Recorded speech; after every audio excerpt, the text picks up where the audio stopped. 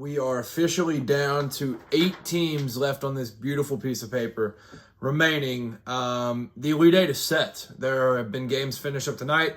Tennessee and Iowa State is wrapping up now. It doesn't seem like Iowa State's going to foul or anything, so I think that one's about done. So, Iowa, Illinois, Purdue, Arizona, Tennessee, now officially, versus Michigan, UConn, Duke. This is going to be awesome. This is going to be amazing.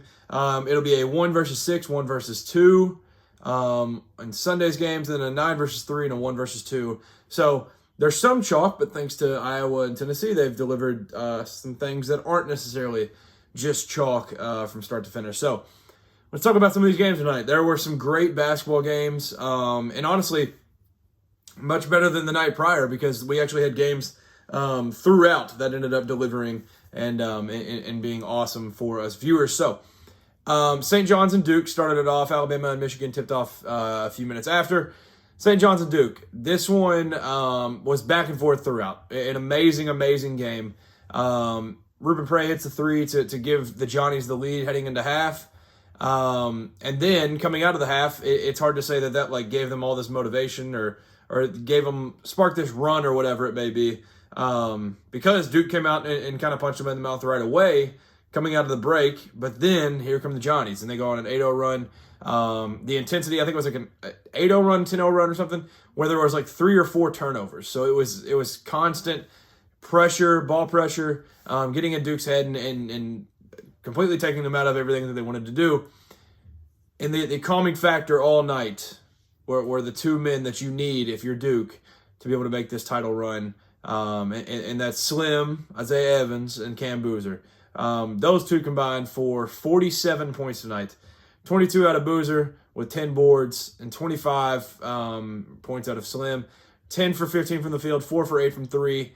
Absolutely unbelievable. I saw Ryan Hammer did some interview with him after the game, and he said he was manifesting it by wearing the shoes that he put out. He was wearing some books tonight, so that's exactly why he's giving himself a nod for that one. Ruben Prey, which I mentioned, hit the 3 going into the break, but he was awesome throughout for St. John's. He finished with 12 points, ends up hitting 4 threes. This is the exact version of Ruben Prey that I was hoping we would get this year whenever you watch St. John's, and that wasn't necessarily it. So obviously his career's not over as a Johnny, and I'm hoping this can kind of fuel what could be the rest of his career there, but they had their big 3 that did a whole lot. It felt like, really the starting lineup played well, but the big 3 of Dylan Mitchell, Zuby Ejiofor, and B-Hop, those were the 3. Those guys delivered all night. And Zuby going out with 17, 8 rebounds, 6 assists, 1 steal, 1 block. You can't ask for a whole lot more. There were times that some of these guys would take over and be able to make their own run or whatever, but it just ended up not being enough. The Duke Blue Devils win 80-75. Huge shout out to Caleb Foster.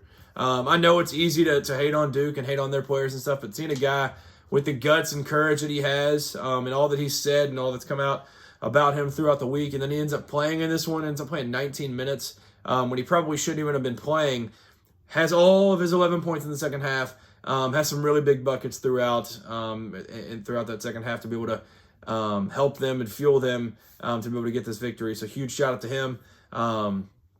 But yeah, Duke moves on, and it was the reason that I think Duke could do it. And obviously, it's not like it's a bold take of me to say that they could win the national championship, but it's got to be that Isaiah Evans. Like this Isaiah Evans, like even when they would go down, because I think they ended up trailing by like 10. It might have been 11. I can't remember what it got up to, but yeah, they ended up trailing by 10 at a certain point in this game. So, like, if that version of him is playing for this Duke team, the sky is the limit. Like when he's doing that, when he's like providing when they're struggling on offense, and when he's providing while they're still thriving on offense, he's either hot or cold. It feels like most times.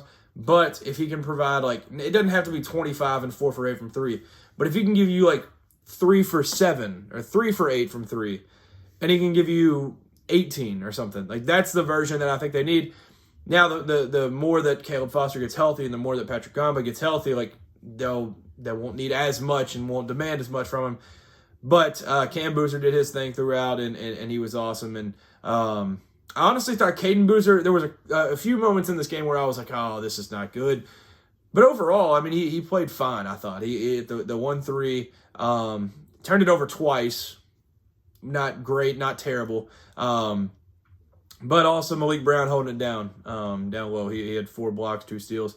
Defensive menace, made everything extremely difficult for St. John's all night. So this was just an elite ball game. This was just an amazing ball game. This is an old-fashioned, great college basketball game, 80-75. You can argue. You can. I'm not saying I am, but you can, and maybe I am. You can argue the free throw difference is a little bit suspect. Just not only tonight, but if you go through Duke's entire tournament run, the Johnnies shot 8 free throws, and the Duke Blue Devils shot 24 free throws. And also, it's 2 teams that are known to be physical. When you're St. John's, you expect the other team to shoot 24 free throws. But when you are as physical as they say Duke is, I think it needs to result in more free throws. Honestly, I thought they riffed it fair for a lot of the game. There was a lot of the second half where I was like, oh my, I don't know about all that. But I digress. I don't know. I'm not going to be the guy to go into all those deep stats and stuff. But great win for Duke. Duke now has trailed by double digits 6 times this season. They're undefeated in those games, 6-0. I do want to talk a little bit about, so I'm a UK fan. Bryce Hopkins started at UK. And I will say, when he was at UK, I think there was part of me that it was like maybe an embarrassment of riches, no crown on the yacht type thing, where I was like, I don't know about this Bryce Hopkins kid. Like, it's a 4-star or whatever. Like, I don't know about it. I didn't end up loving him at UK. When he transferred out, I was like, oh, whatever. Like, we'll figure it out. I ended up, just as a college basketball fan overall, falling in love with B-Hop. This dude right here has been amazing for his career. He's battled injuries. He uses his size, but he can, I mean, here recently he's knocked down 3s, hit 2 of them, and this one.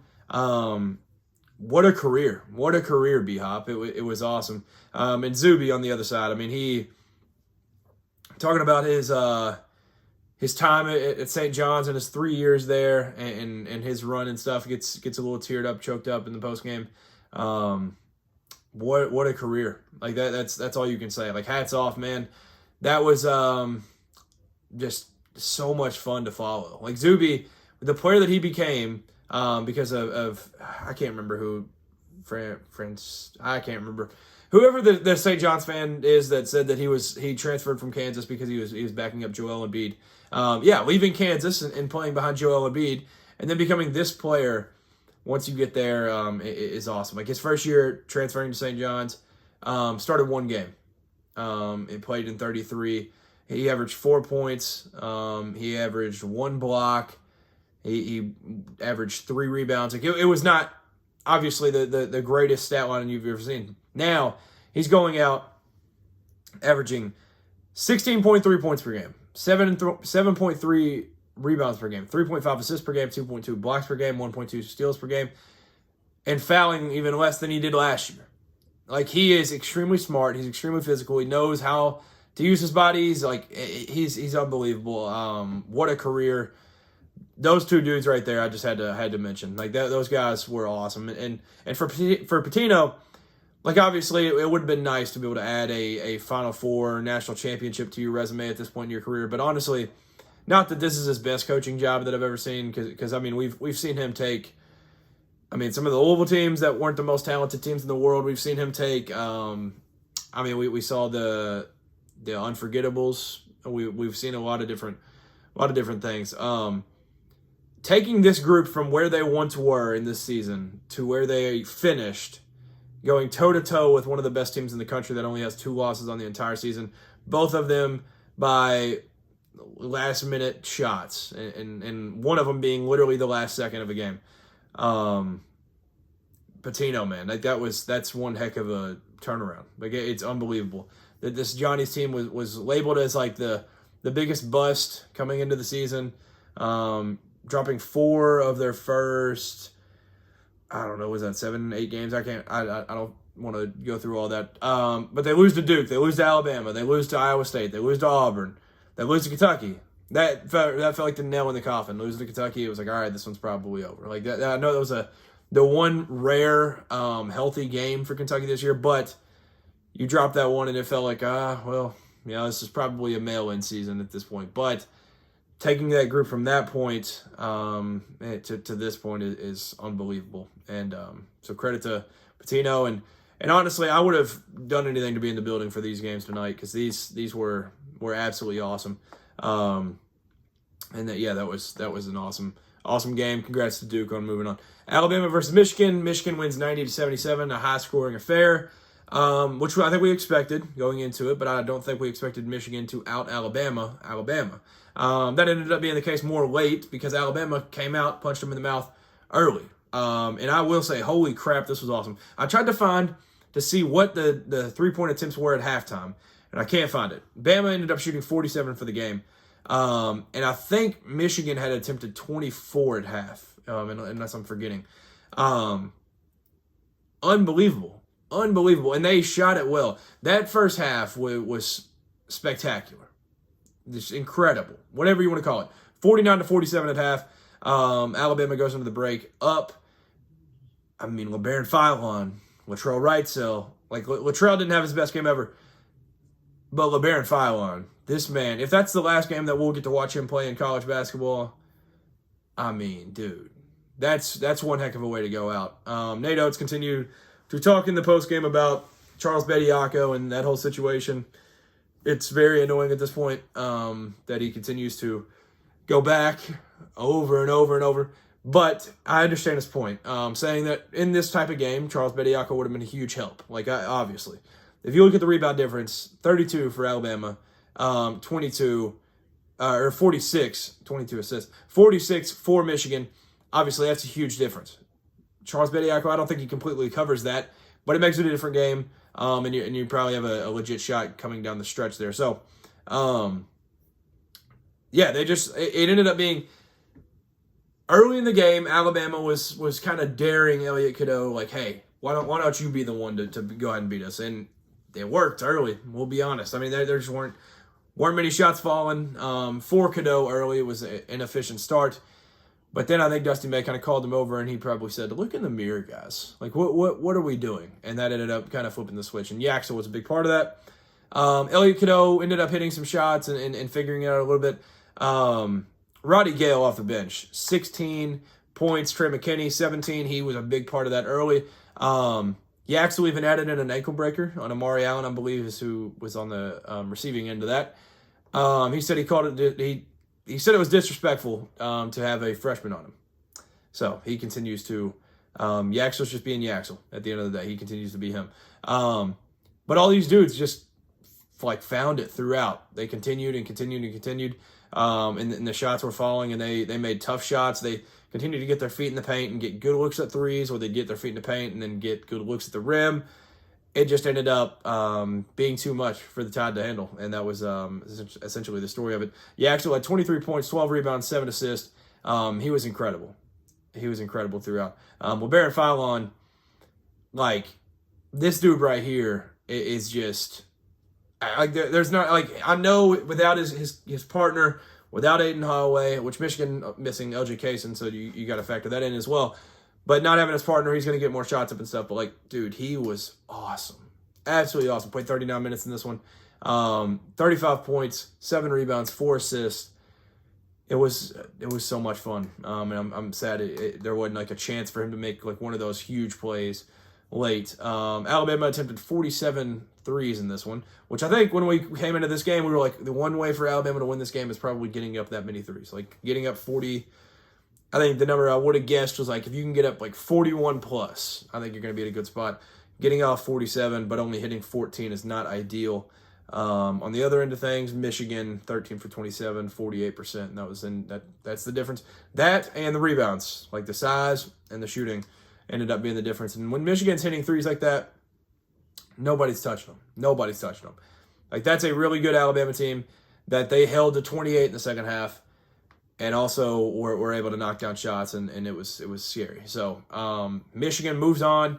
Another double-digit victory. They just continue to roll. And honestly, to me, it didn't even feel like it was necessarily 13 points close as it ended there, but nonetheless, it was a great game overall. It was a ton of fun to watch. Michigan State versus UConn. This game, I think Michigan State thought that the tip-off time got moved back because they didn't hit double digits until 9 minutes remaining in the first half. It took them 11 minutes to get to double digits.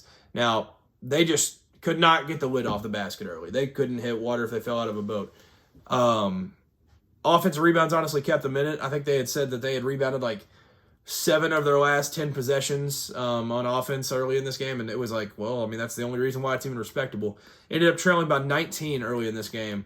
Got ugly quick. It was kind of UConn couldn't miss, Michigan State couldn't buy one, and UConn built this, nearly insurmountable lead. We all know Michigan State ended up coming back and making this one. But I tweeted this out, and I texted one of my boys about it, and I said, this is the rare occasion where going into halftime with an 8-point deficit is actually momentum. Like, they had closed the half, going on an 11-4 run, closed the half amazing, cut it to 8, and Charles Barkley talked about at halftime, like they had said, like, if you can get this to 12 or 10 or something, you're going to be in good shape. They cut it to 8, and that ended up being a really key point. Being able to end the half like that was huge for them. Cohen Carr came out. I want to say it was Terrace Reed ended up like kind of bobbling one or whatever, but then he goes up to try to hit one. Cohen Carr just sends it nearly out of bounds. They get that, and then he goes and hits some mid-range on the other end.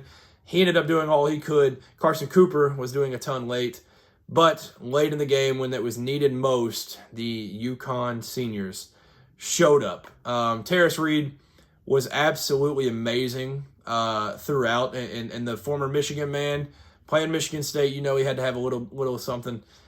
He had 20 points, 5 rebounds, 4 assists, but it's just the gravity that he was able to bring late. Like there were so many times where they'd get a post entry to him, and Cohen Carr would leave and go double him, and then like Cohen Carr would go flying around this way, and then there's guys like cutting and everything are all around him. Like, it was unbelievable. And then he'd go and do a ball screen action, and he'd come off of that, and then he'd just off of the catch have somebody out of position, and he'd go to the line, and like he completely took over this game late. Like, that's the thing. When UConn has that big, and I said this like halfway through the season, like, I don't care what UConn looks like in these games. I don't care about losing to Marquette late in the year. I don't care about all that. If Terrace Reed can be good, this team can go as far as it could possibly go. Like, it could go and win their seventh championship if he is that good. And he was that good against one of the best front courts in all of America tonight.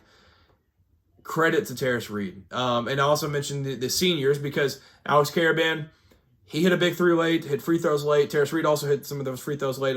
He's a guy that can't shoot free throws necessarily. He goes 4 for 6 from the line. Doing all the big things that they needed late. They made everything extremely difficult. There was I think it was Carson Cooper, Jeremy Fears missed one. There were shots missed that should go in. And I think part of it is the UConn's rim protection and stuff that they were to bring throughout. So that was awesome. UConn, they kind of got a little bit from everybody. It was not a great Silas Demery game, but he also brought some intensity on the defensive end. So what a win, 67-63. This game was awesome. This game was absolutely awesome. And it just sucks to see like some of this Michigan State core have to go out like this, like Carson Cooper and Jackson Kohler. Seeing these guys leave off of this just kind of sucks because they're going to have to. They don't use it, but they might have to go transfer portal with it because they have a ton of wings. They have a ton of guys that can score it. They have a ton of guys that can guard on the perimeter, but they don't have those anchors down low going away from this season. But Carson Cooper, he dunked the absolute crap out of the ball a couple times late, doing all that he could, hitting free throws late, doing his best. Jackson Kohler had a lot of great plays throughout, but overall it was part of the reason that they ended up losing this game. Well, one, the lead that they just dug themselves a hole to early, but then they shot 4 for 16 from 3. So as a team that just can't shoot it super well all year, it ended up being the thing that bites them in the butt in the end. So really, really tough one. Jeremy Fears played 36 minutes, ended up getting a little break there for Wojcik at the end, but 13 points, 7 assists, 3 steals. Like it felt like over and over and over again. Like Solo Ball had a great game, but it only happened to him twice. I want to say it happened to Silas like once or twice. like where they would just try to go and get their feet in the paint, and they just like go and just like tie them up and rip it out. Like that happened time and time again. They did all that they could to be able to get over this, and they ended up taking the lead, I think, with like 9 minutes or 10 minutes or something left in the second half. It was their first lead since like the 17:30 mark of the first half. It was an unbelievable comeback, but unlike VCU, they couldn't completely complete the 19-point comeback. But great game nonetheless. UConn versus Duke now. That's going to be amazing. Their 10th all-time meeting. First time playing each other since 2015. Like, as the graphic popped up, I was like, dang, dude, like, when's the last time they played? 2015. They will now face off for their 10th time ever on Sunday for a spot in the Final Four. Like, that literally gives me chills. That gets the hair standing up. So, that is awesome. And, but yeah, great game here. In the East region. Like, this was absolutely awesome. Michigan State rebounded it well. This was just a clean, old-fashioned physicality, just all the things. Like, there was so many times where honestly there were some foul calls that I was just like, well, dang, dude, just let him keep playing. Like, this is awesome. Let him bloody it up a little bit. This was a blast. First 3 games were awesome. Tennessee, honestly, which is a credit to them, this was the most boring of the night because they really, not that they dominated it start to finish, because they only went into the half up 1, and I thought, honestly, which by the way that some of the first half was ending, they weren't going to end up winning this one. Tennessee wins 76-62 and goes again. Honestly, I don't even know. I'm sure somebody's tweeted this at this point, but I started filming literally during this game because it was essentially over. I don't know. They've gone to the Elite Eight like every single year now at this point. They haven't. Maybe this is the year. They haven't made a Final Four yet. But yeah, this is third straight Elite Eight. Before this 3 right here, whatever you want to call it, they'd only had 1 in school history. They went in 2010, but now it's been 24, 25, 26. Man. For a guy that, like, people say can't get it done, dude, I mean, this is, it's crazy. That is absolutely crazy. I mean, this is Rick Barnes that has won the SEC twice, won the conference tournament once, and then now he's made 3 straight Elite Eights. That is crazy. That is absolutely crazy. Wow. I mean, I just had to pause and talk about that for a second. That's miraculous. At a place like Tennessee, where I remember watching the Chris Lofton documentary, and they said at Tennessee what matters is football, spring football, girls basketball, men's basketball, and now at this point you've got 3 straight Elite Eights. That's very impressive. This just really sucks because Joshua Jefferson, this is a completely different game if he's out there. Like, that sucks. I hate to see dudes' careers end, but like I mentioned earlier, as a Kentucky fan, going into this and getting this bracket, and I was like, well, I really, really hate that Iowa State's are 2. But they don't shoot the free throw. They don't shoot free throws well. That was the one caveat in going into it. And they go 15 for 25. And they ended up, I mean, one of my friends texted saying that, like, they're trying to give Iowa State the game. That wasn't necessarily the case, but they were getting to the line. They were in the bonus in the second half early, and they just could not knock down free throws. They just could not. They'd have empty trips. They'd hit 1 for 2, and there was just all these different things. They could not knock down the ones that mattered. But Nate Heise, I want to give a shout out to him because early in this one, obviously he's taking the role of Joshua Jefferson at this point. I think he had 14 of the team's 33 points at halftime. Unbelievable. He had, like, I want to say, like, 9 in the first. By the first media timeout, I felt like he had all the points. He was unbelievable. Finished with 18.